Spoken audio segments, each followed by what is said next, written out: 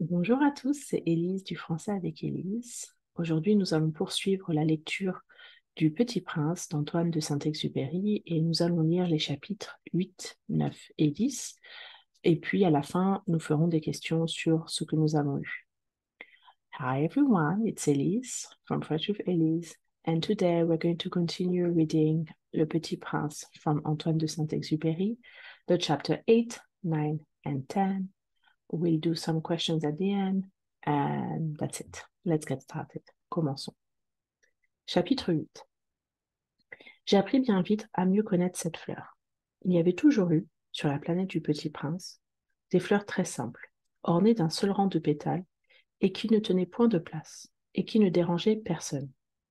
Elles apparaissaient un matin dans l'herbe, et puis elles s'éteignaient le soir.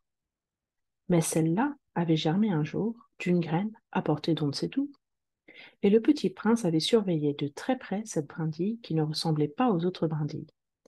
Ça pouvait être un nouveau genre de baobab. Mais l'arbuste cessa vite de croître et commença de préparer une fleur. Le petit prince, qui assistait à l'installation d'un bouton énorme, sentait bien qu'il en sortirait une apparition miraculeuse. Mais la fleur n'en finissait pas de se préparer à être belle. À l'abri de sa chambre verte, elle choisissait avec soin ses couleurs. Elle s'habillait lentement, elle ajustait un à un ses pétales. Elle ne voulait pas sortir toute fripée comme les coquelicots. Elle ne voulait apparaître que dans le plein rayonnement de sa beauté. Et oui, elle était très coquette. Sa toilette mystérieuse avait donc duré des jours et des jours. Et puis voici qu'un matin, justement, à l'heure du lever du soleil, elle s'était montrée. Et elle, qui avait travaillé avec tant de précision, dit en bâillant: «Ah, je me réveille à peine. Je vous demande pardon. Je suis encore toute décoiffée.» Le petit prince, alors, ne put contenir son admiration. «Que vous êtes belle, n'est-ce pas?» répondit doucement la fleur. «Et je suis née en même temps que le soleil.» Le petit prince devina bien qu'elle n'était pas trop modeste, mais elle était si émouvante. «C'est l'heure, je crois, du petit déjeuner», avait-elle bientôt ajouté. «Auriez-vous la bonté de penser à moi?» Et le petit prince, tout confus, ayant été chercher un arrosoir d'eau fraîche, avait servi la fleur. Ainsi l'avait-elle bien vite tourmentée par sa vanité un peu ombrageuse. Un jour, par exemple, parlant de ses 4 épines, elle avait dit au petit prince: «Ils peuvent venir les tigres avec leurs griffes.» «Il n'y a pas de tigres sur ma planète», avait objecté le petit prince. «Et puis les tigres ne mangent pas l'herbe.» «Je ne suis pas une herbe», avait doucement répondu la fleur. «Pardonnez-moi. Je ne crains rien des tigres, mais j'ai horreur des courants d'air. Vous n'auriez pas un paravent?» «Horreur des courants d'air? Ce n'est pas de chance pour une plante», avait remarqué le petit prince. «Cette fleur est bien compliquée. Le soir, vous me mettrez sous globe. Il fait très froid chez vous. C'est mal installé. Là d'où je viens.» Mais elle s'était interrompue. Elle était venue sous forme de graine. Elle n'avait rien pu connaître des autres mondes. Humiliée de s'être laissée surprendre à préparer un mensonge aussi naïf, elle avait toussé 2 ou 3 fois pour mettre le petit prince dans son tort. Ce paravent, j'allais le chercher, mais vous me parliez. Alors, elle avait forcé sa toux pour lui infliger quand même des remords. Ainsi, le petit prince, malgré sa bonne volonté de son amour, avait vite douté d'elle. Il avait pris au sérieux des mots sans importance et était devenu très malheureux. «J'aurais dû ne pas l'écouter», me confia-t-il un jour. «Il ne faut jamais écouter les fleurs, il faut les regarder et les respirer. La mienne embaumait ma planète, mais je ne savais pas m'en réjouir. Cette histoire de griffes, qui m'avait tellement agacée, eût dû m'attendrir.» Il me confia encore: «Je n'ai alors rien su comprendre. J'aurais dû la juger sur les actes et non sur les mots. Elle m'embaumait et m'éclairait. Je n'aurais jamais dû m'enfuir. J'aurais dû deviner sa tendresse derrière ses fausses ruses, ses pauvres ruses. Les fleurs sont si contradictoires. Mais j'étais trop jeune pour savoir l'aimer.» Chapitre 9. Je crois qu'il profita, pour son évasion, d'une migration d'oiseaux sauvages. Au matin du départ, il mit sa planète bien en ordre. Il ramena soigneusement ses volcans en activité. Il possédait 2 volcans en activité, et c'était bien commode pour faire chauffer le petit déjeuner du matin. Il possédait aussi un volcan éteint, mais comme il disait, on ne sait jamais. Il ramena donc également le volcan éteint. S'ils sont bien ramenés, les volcans brûlent doucement et régulièrement, sans éruption. Les éruptions volcaniques sont comme des feux de cheminée. Évidemment, sur notre Terre, nous sommes beaucoup trop petits pour ramener nos volcans. C'est pourquoi ils nous causent des tas d'ennuis. Le petit prince arracha aussi, avec un peu de mélancolie, les dernières pousses de baobab. Il croyait ne jamais devoir revenir. Mais tous ces travaux familiers lui parurent ce matin-là extrêmement doux. Et quand il arrosa une dernière fois la fleur et se prépara à la mettre à l'abri sous son globe, il se découvrit l'envie de pleurer. Adieu, dit-il à la fleur. Mais elle ne lui répondit pas. Adieu, répéta-t-il. La fleur toussa, mais ce n'était pas à cause de son rhume. J'ai été sotte, lui dit-elle enfin. Je te demande pardon. Tâche d'être heureux. Il fut surpris par l'absence de reproche. Il restait là, tout déconcerté, le globe en l'air, et ne comprenait pas cette douceur calme. Mais oui, je t'aime, lui dit la fleur. Tu n'en as rien su par ma faute. Cela n'a aucune importance, mais tu as été aussi sot que moi. Tâche d'être heureux. Laisse ce globe tranquille, je n'en veux plus. Mais le vent, je ne suis pas si enrhumée que ça. L'air frais de la nuit me fera du bien. Je suis une fleur. Mais les bêtes, il faut bien que je supporte 2 ou 3 chenilles si je veux connaître les papillons. Il paraît que c'est tellement beau. Sinon, qui me rendra visite? Tu seras loin, toi. Quant aux grosses bêtes, je ne crains rien. J'ai mes griffes. Et elle montrait naïvement ses 4 épines, puis elle ajouta. Ne traîne pas comme ça, c'est agaçant. Tu as décidé de partir? Va-t'en. Car elle ne voulait pas qu'il la vît pleurer. C'était une fleur tellement orgueilleuse. Chapitre 10. Il se trouvait dans la région des astéroïdes 325, 326, 327, 328, 329 et 330. Il commença donc par les visiter pour y chercher une occupation et pour s'instruire. La première était habitée par un roi. Le roi siégeait, habillé de pourpre et d'hermine, sur un trône très simple et cependant majestueux.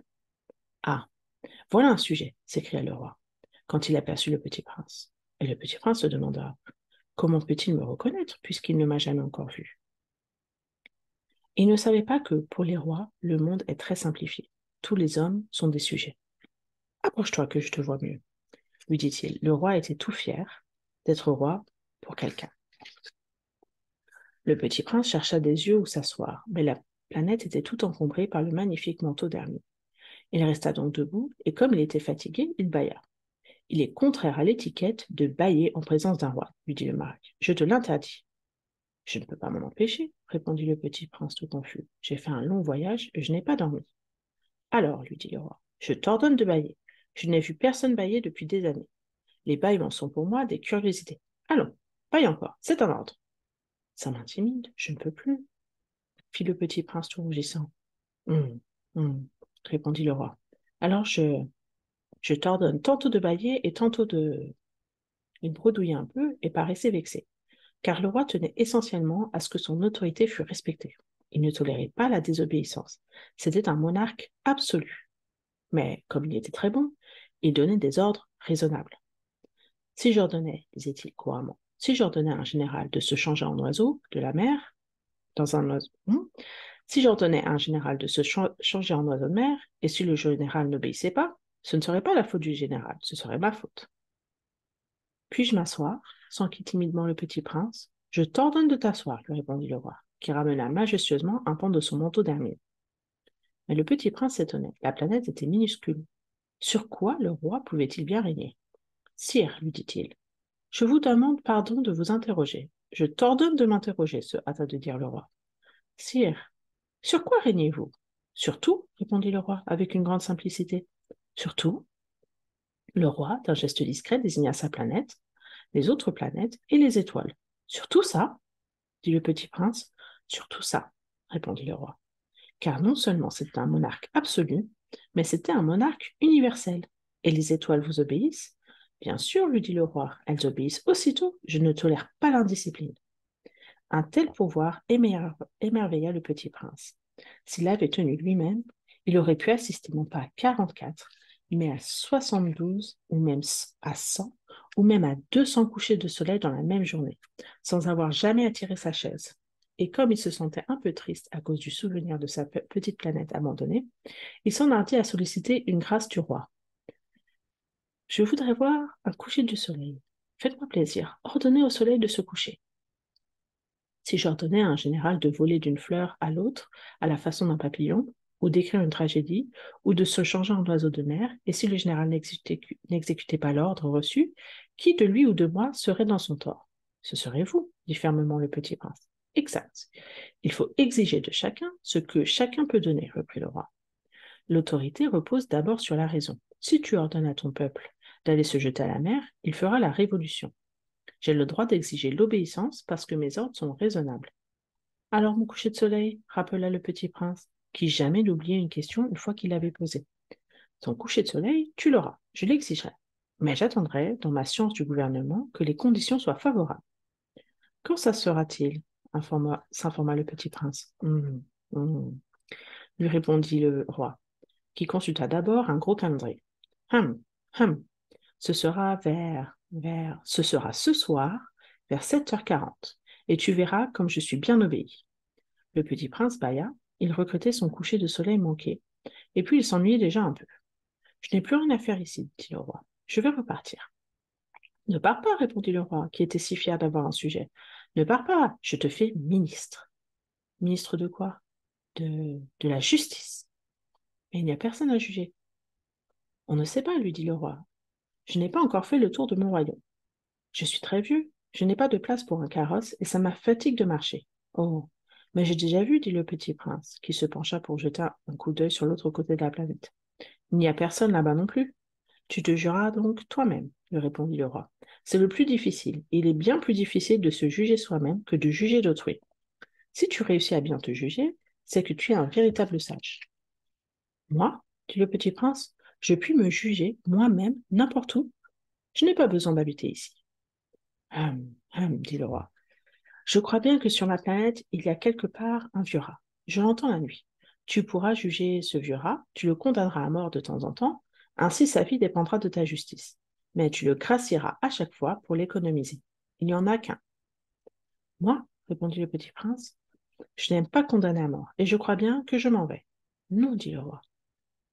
Mais le petit prince, ayant achevé ses préparatifs, ne voulut point peiner le vieux monarque. Si votre majesté désirait être obéie ponctuellement, elle pourrait me donner un ordre raisonnable. Elle pourrait m'ordonner, par exemple, de partir avant 1 minute. Il me semble que les conditions sont favorables. Le roi, n'ayant rien répondu, le petit prince hésita d'abord, puis avec un soupir prit le départ. Je te fais mon ambassadeur, se hâta de crier le roi. Il avait un grand air d'autorité. Les grandes personnes sont bien étranges, se dit le petit prince en lui-même durant son voyage. Voilà, nous avons terminé pour les chapitres 8, 9 et 10. We are done with chapter 8, 9 and 10. And so now I'm going to read the questions for you. Donc, les questions des chapitres 8, 9 et 10. Pourquoi la fleur prend tant de temps pour sortir? Que fait le petit prince quand sa fleur lui demande le petit déjeuner? Pourquoi les volcans nous posent des problèmes sur notre planète? Pourquoi la fleur veut supporter les chenilles? Sur quoi règne le roi? Qu'est-ce que le roi exige de chacun? Pourquoi sa fleur prend tant de temps pour sortir? Parce qu'elle choisissait avec soin ses couleurs, elle s'habillait lentement et elle ajustait ses pétales. Que fait le petit prince quand sa fleur lui demande le petit déjeuner? Il va chercher un arrosoir et lui sert de l'eau. Pourquoi les volcans nous posent des problèmes sur notre planète? Car nous sommes trop petits pour les ramener. Pourquoi la fleur veut supporter les chenilles? Pour connaître les papillons. Sur quoi règne le roi? Sur tout, sa planète, les autres planètes et les étoiles. Qu'est-ce que le roi exige de chacun? Il exige de chacun ce que chacun peut donner. Voilà, c'est tout pour nous pour aujourd'hui. On se revoit dans quelques jours. Je vous remercie et je vous souhaite une très bonne journée. Au revoir.